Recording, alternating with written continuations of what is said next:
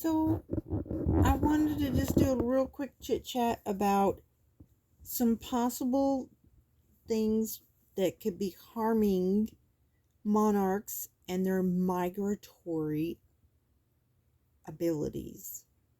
That people talk about parasites, bacteria, predators, pesticides, lack of milkweed, a lot of different things that are harmful to monarchs, but not really.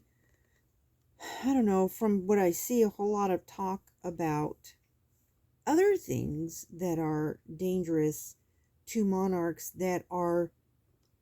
is the conservatory practices and awareness is increasing, and that's awesome. There are some dangerous things being done that people are, I don't even really hear them talking about them in the webinars and the podcasts. I mean, I could just be missing it. I haven't heard them all, but so I thought, well, I'd like to make mention of it. And hopefully other people will discuss it or at least be considerate of it.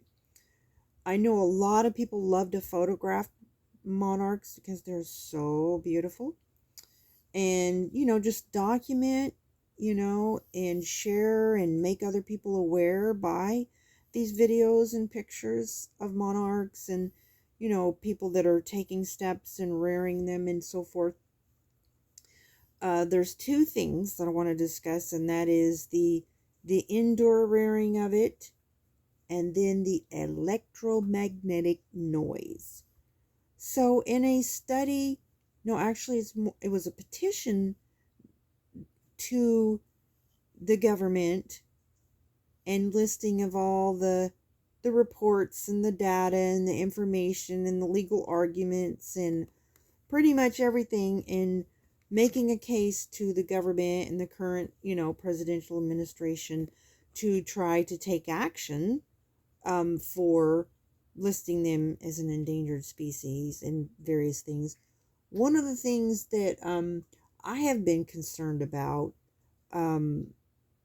I personally have for quite some time tried to be aware of electromagnetic noise, RF signals, and this started a few years ago. I had a plant and I unfortunately it was a really hardy plant, low maintenance, healthy, and I apparently put it too close to a internet modem, and I couldn't do anything to revive it. It literally killed the DNA cells of that plant.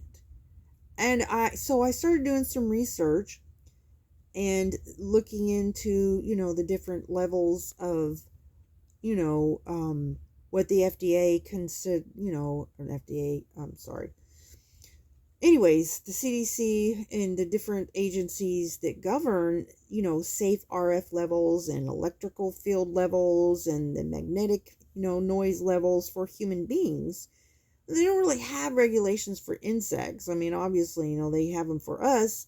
But just imagine when I bought a device that shows the level of RF signal and the electromagnetic signals coming from, a certain distance from microwave, certain distance from my modem. And a lot of times, the professionals use it to try to find interference, that kind of thing. It actually comes from Canada. It's, it's a certified device. It's not some cheap thing you get off eBay or whatever. And I mean, actually, I might show it in this video. I saw serious levels in red coming from a modem. So I would tell people, hey, if you're working in an office, don't sit next to a modem. This kind of signal being near you for, a certain amount of, hours of the day. If you're an immune compromised person, if you're a person fighting cancer or health issues, reduce your exposure to Wi-Fi signals. I have issues with my internet company because they don't allow me to have a modem with a button that you can turn the Wi-Fi off. So I use Ethernet cable on my computer. That's how I operate. See, I have Ethernet cable. I don't use Wi-Fi.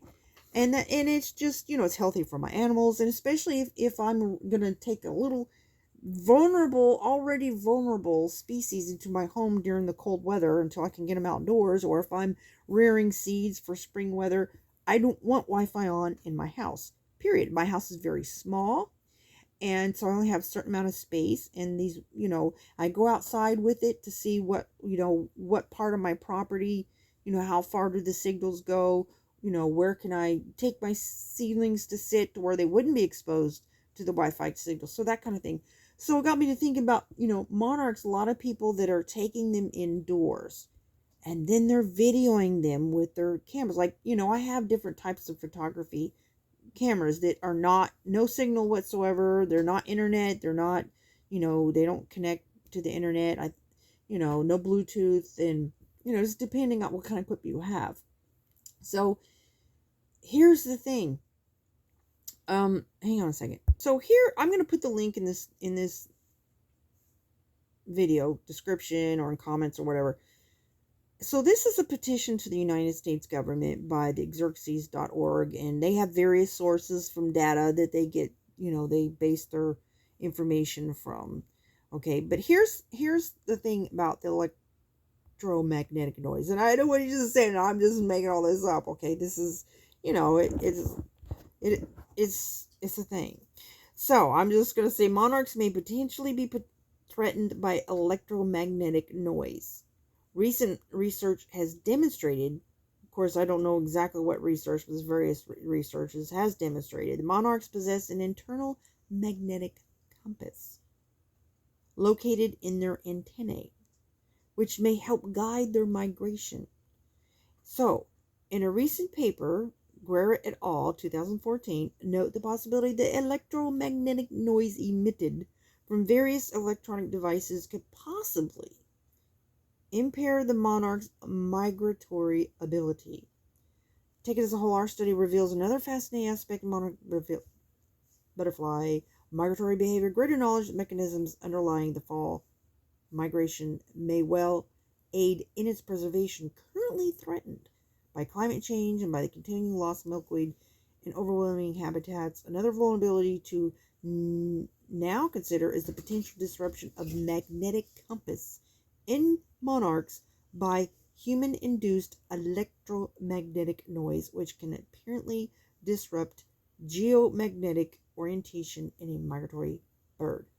Electromagnetic noise from AM radio signals and some electronic equipment can disrupt the magnetic compasses that migratory birds use to navigate.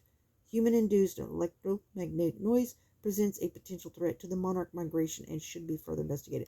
So here's the thing: if you're bringing them into your home, inside your home, especially when, like as I've stated in my earlier videos, that when I first got my plants and I had caterpillars on it, I had to bring them indoors because it was like 30s and 40s outside, right? Okay, so I made sure that I don't have Wi-Fi going in my home. Period. Okay, no Wi-Fi allowed. So, and I don't keep the data on my phone unless I'm using it. I don't have Wi-Fi on my phone. I don't have Bluetooth on my phone. But you still have other electromagnetic noise in the home. So let's say you live in an apartment, or you live in, a flat or a small house. I live in a small house. So, you have so many different things that have electromagnetic energy, noise, if you will. And that is potentially very dangerous, especially when you have very developing like eggs and tiny little caterpillars. And so the migratory instincts and development and ability to a monarch is crucial. And this part of the monarchs cannot be damaged. So I'm bringing this up just for those who are bringing them indoors. If though they want you to take them outdoors, rear them outdoors. Okay, give them as much outdoor, setting as possible. I have a tent outside, and have a place. There is some things I want to make you aware of. If you're not aware of, that you can purchase online. It's like, and make sure it's not a scam, because a lot of them, not all products are equal. But there's like military grade, like there's fabric. and it's kind of like a netting or like a mesh, but it's certain types of fabric, and it has certain like metals in it that blocks electromagnetic and RF signals. And it's probably not cheap, but if you're going to have a little small area for it, and you can protect it from that, I'm just saying, please consider this. Okay, so I'm going to get this device and show this to you. Well, actually, this video is pretty long already, so I probably do a separate video showing the device, detecting the EMF and the RF signal, and different, anyways, electrical fields that could occur. I mean, TENS units, computers, cell phones. So I think that, to use things to do videos of these, probably would be better to just use like I don't know, like a handheld, how do they call them, vlog cameras, or something that doesn't put off, or at least put your phone in airplane mode. Okay, something at any rate. So that was just one thing that I wanted to discuss, and I'll probably do a separate video on when I use the device, showing the different electrical magnetic fields and noise and signals. It's and while I'm on it, if you sit in an office or have your modem, you should probably use that device. And it was quite frightening. I actually I have videos I've already done, and I may just go ahead and upload them, and I put them on different platforms. The levels near my modem was in the red. It was not safe. So at any rate, so just please keep that in mind when you're rearing them, and it's important to have them outdoors as much as possible, and just try to keep them as far away as from these type of things, and just kind of just be mindful of that. And please share this information and discuss this issue. And I will share a link to this particular article. This is page 107 of 159. It is from the xerxes.org sites. It's the petition, to the U.S. from back in 2018. So at any rate, I'll make sure I put the link, and you can, there's a lot of interesting things in it as well. But please keep this whole thing in mind. If you're going to have them indoors, it's just not, they're not pets. They're gentle creatures, and they're wonderful to be around, but they're not indoors. God did not make them to be indoors. And also for your other pets, and for your own health, be aware of this whole electrical magnetic noise issue and RF signals. And the device that I got, I think it was like a couple $100, but it's what people in the electrical field use, to test for interferences, and they can just detect. I went down there at a friend's house, so it was a few days ago, and somebody had put some kind of little flag down there by a pole in front of her house. And she's like, "What's this about?" So I went down there and tested the level of it, to see how far from it, that the danger signal is, and that kind of thing. But anyways, you never know what's going on around you. They don't tell you when they have these internet modems that, oh, by the way, if you're within certain feet of it for several hours a day, it could kill you. No, they're not going to tell you that. But you can get one of these professional devices, and I can show you the video. I'll upload it soon, and you can see that it is dangerous. I mean, it's in the red. And these are levels that this device is certified. These are levels that the government agencies had determined what is dangerous to humans.